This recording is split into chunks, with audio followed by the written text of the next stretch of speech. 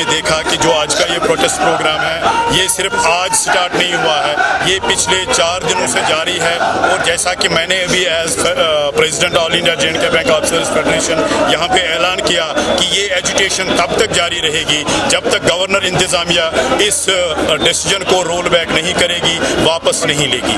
ये गवर्नमेंट को सोचना है, हमें उनके रेस्पॉन्स की फिक्र नहीं है।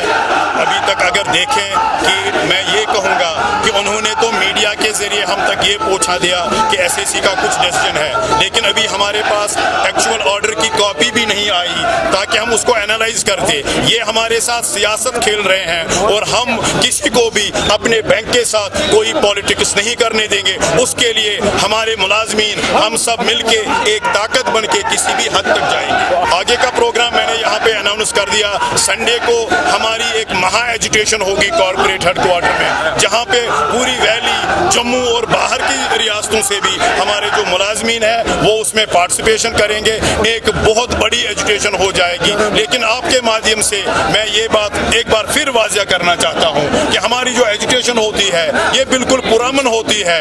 तो उस चीज़ को वो लोग, वो ऐवान ये न समझे कि ये हमारी कमज़ोरी है। हम में बहुत ताकत है, हमें अपनी ताकत दिखाने पे वो अभी मजबूर ना करें। मैं आपके माध्यम से एक बार फिर गुजारिश यही करूँगा कि वो इस डिसीजन को रोल बैक करें, जल्दी से जल्दी वापस लें।